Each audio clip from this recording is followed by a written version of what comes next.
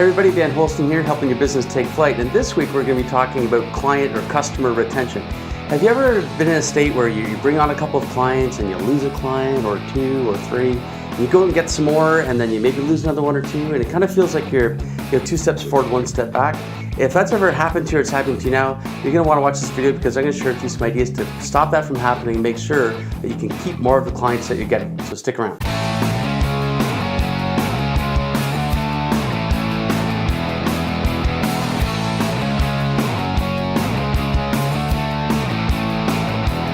Imagine for a second that you still had every single customer that you ever had. What would your business look like today? How many customers would that be? How much would you have in the way of revenue and profitability? How big would your team be? Probably a lot bigger than it is now. You'd have a lot more people to be looking after. So what happens? Why do we end up losing customers? Why don't we still have every customer we've ever had?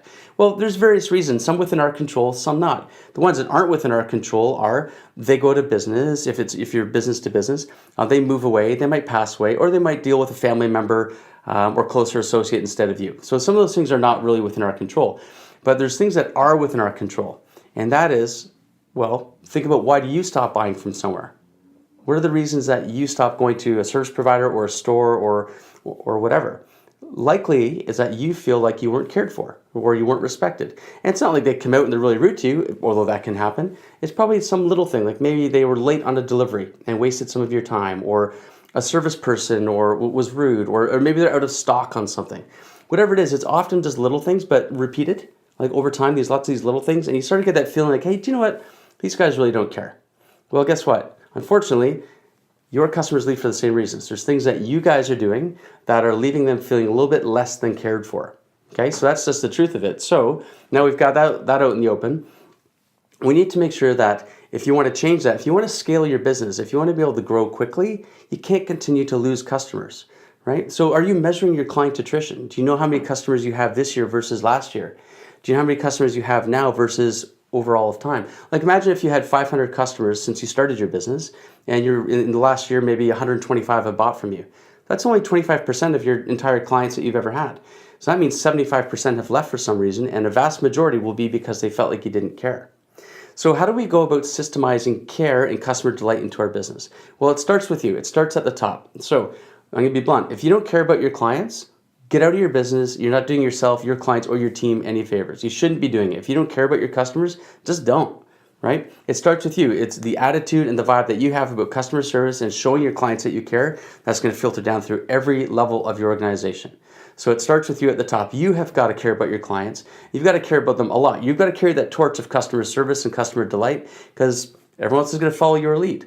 So how do we maintain this communication around great customer service? Well, in your daily team meetings or weekly team meetings, depending on your frequency, are you bringing it up as a topic? Are you asking the question, how can we do better this week? How can we do better than last week to delight our customers? What can we do to make them excited to come back and buy from us? Do you have your team coming up with ideas around this? Are you having them share examples of what they've done to delight your customers? Do you brag about it? Right? Do you have your team members say, I saw John and he did this on site for their client and they were so excited and it was awesome. I think everyone should do that next time that situation shows up.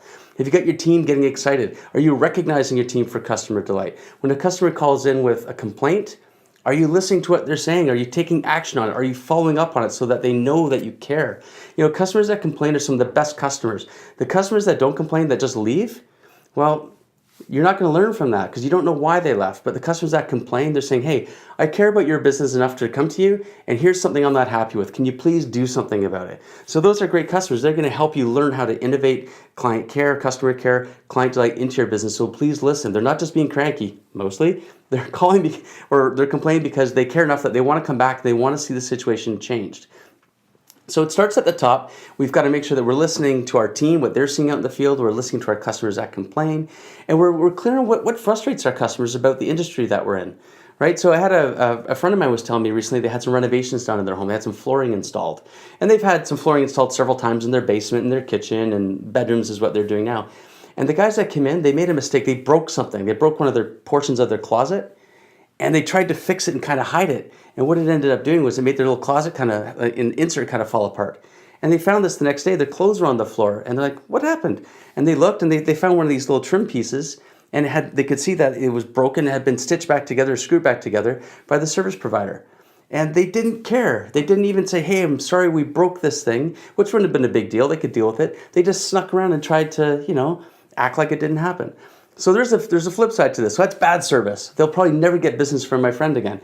But here's the good service. They went to the customer or the company that made the little closet thing for them in the first place, the organizer, and said, hey, this thing got broken by another provider.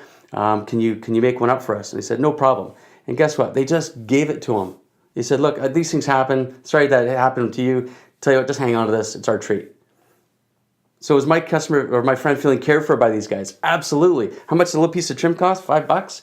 But now they've got him telling me about this customer. Now, if I need a closet organizer, where am I going to go? So they've generated goodwill and they haven't lost a customer.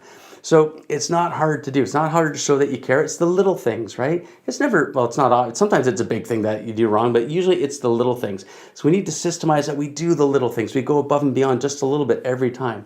We find ways to really have our customers excited to come in and be happy to be dealing with us because they know that we truly care. So that's it for this week. In your industry, think about what is it that is frustrating your customers and how can you systemize ways around that so you can be a standout so that you never frustrate your clients. In fact, you delight them in the areas that your competition frustrate them. How can you talk to your team, make sure that you're keeping customer delight, customer service top of mind, and reducing your attrition, maintaining your retention, improving your client base, improving your profitability, and your overall business growth as you scale. So that's it for this week. Hey, if this was an interesting or valuable video for you, awesome. Feel free to hit a like, subscribe, share with a business friend of yours. We'd love to get the word out about great service. And if you have any challenges around customer attrition or retention, etc., I'd love to have a chat with you. We can brainstorm some ideas to help you improve your growth trajectory with awesome client retention, not attrition, retention. There we go. I haven't got brain retention right now. All right, that's it for this week. I'm out of here. Have an awesome week. We'll catch you next time.